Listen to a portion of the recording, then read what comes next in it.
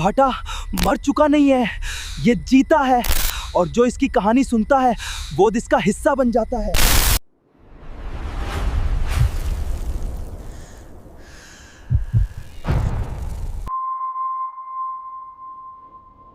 राजस्थान के सूखे रेगिस्तान के बीच एक ऐसा गांव है जिसका नाम आज भी नक्शों में लिखा तो मिलता है, लेकिन लोग उसका नाम जोर से लेने से डरते हैं। इस गांव का नाम है कुलभाटा। दिन में यह गांव बिल्कुल आम लगता है। कच्चे मकान, मिट्टी की सड़कें, पीपल का पुराना पेड़ और एक टूटा हुआ कुआं। लेकिन जैसे ही सूरज ढलता है, कुलभाटा की हवा भारी हो जाती है। यहाँ रात सिर्फ अंधेरा नहीं लाती, यहाँ रात कुछ और भी लेकर आती है।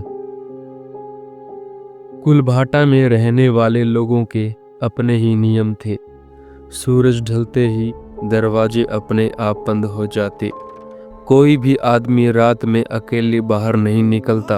अगर रास्ते में कोई आवाज दे तो पलट कर नहीं देखा जाता। और सबसे सख्त नियम, पुरानी हवेली की तरफ रात में देखना भी मना था। गांव के बाहर रेत के टीलों के बीच एक जली हुई हवेली खड़ी थी। उसकी दीवारें आज भी काली थी, जैसे आग ने उन्हें छोड़ा ही न हो। खिड़कियां बिना कांच की थी और दरवाजा हमेशा आधा खुला रहता था।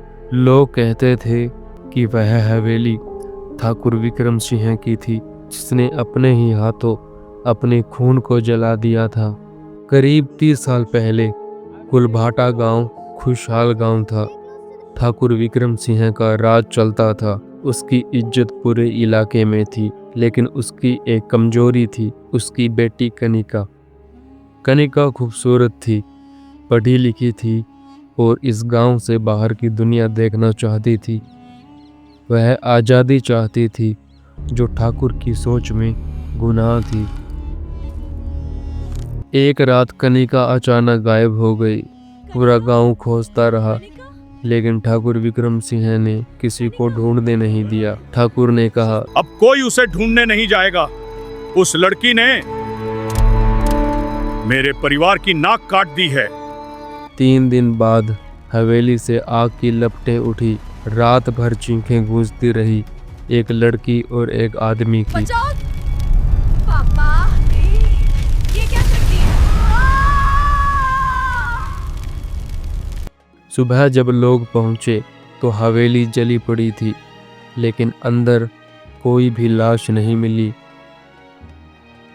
उस रात के बाद कुलभाटा बदल गया। कुएं का पानी काला हो गया।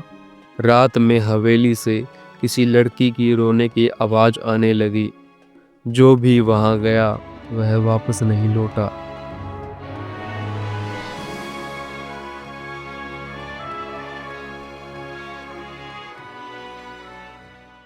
सालों बाद अर्जुन नाम का एक युवक कुलभाटा पहुंचा।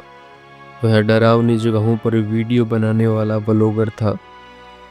उसे लोगों से कुलभाटा की कहानियां सुनकर यकीन नहीं हुआ। उसने तय किया कि वह इस गांव की सच्चाई कैमरे में कैद करेगा। गांव के बुजुर्ग ने अर्जुन को चेतावनी दी, बेटा, यहाँ कहानी नहीं है, यहाँ कहानी लोगों को खा जाती है। समझदारी इसी में है कि तू वापस चला जाए। पहली रात उसने कैमरा ऑन किया। हवा अचानक ठंडी हो गई। कैमरे के पीछे से किसी ने धीमी आवाज में उसका नाम लिया, अर्जुन। अर्जुन। वह पलटा, लेकिन वहां कोई नहीं था। कैमरे में अचानक सफेद साया दिखा, जो इंसान जैसा था, लेकिन चेहरा जला हुआ। अगली रात अर्जुन कुएं के पास पहुंचा। पानी में उसे एक लड़की का चेहरा दिखा, आंखें जली हुई, होठ कांपते हुए। वह बोली, मेरा नाम कनिका है। मेरे पिता ने मुझे आग में झोंक दिया क्योंकि मैं जीना चाहती थी। अर्जुन डर गया, लेकिन उसने रिकॉर्डिंग बंद नहीं की। उसी रात उसे सपने में हवेली दिखाई दी। हवेली के अंदर दीवारों से खून टपक रहा था। कनिका आग में खड़ी मुस्कुरा रही थी। उसने कहा, मैं कनिका हूँ, मैंने सच देखा, और जो सच को समझ ले वो इस जगह को कभी भूल नहीं पाता। तीसरी रात अर्जुन हवेली में गया। दरवाज़ा अपने आप बंद हो गया। अंदर सैकड़ों जली हुई परछाइयाँ थी। ठाकुर विक्रम सिंह की आत्मा जंजीरों में बंधी थी और कनिका उसके सामने खड़ी थी। उसकी आंखों में आंसू नहीं थे, सिर्फ आग थी। सुबह गांव वालों को हवेली के बाहर अर्जुन का कैमरा मिला।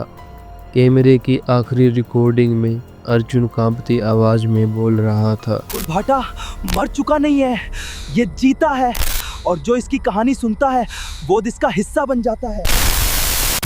आज भी कुलभाटा दिन में आम गांव लगता है, लेकिन रात में हवेली से एक लड़की की आवाज आती है, मेरी कहानी सुनोगे या मेरे साथ रहोगे?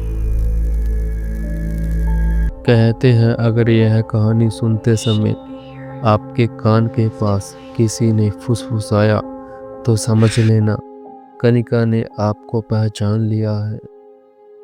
अगर यह कहानी आपको अच्छी लगी है तो प्लीज़ इस वीडियो को एक लाइक करें और हमें कमेंट में बताएं आपको अगली कहानी किस टॉपिक पर चाहिए। मैं मिलता हूँ किसी नए स्टोरी में किसी नए टॉपिक के साथ। तब तक के लिए जय हिंद।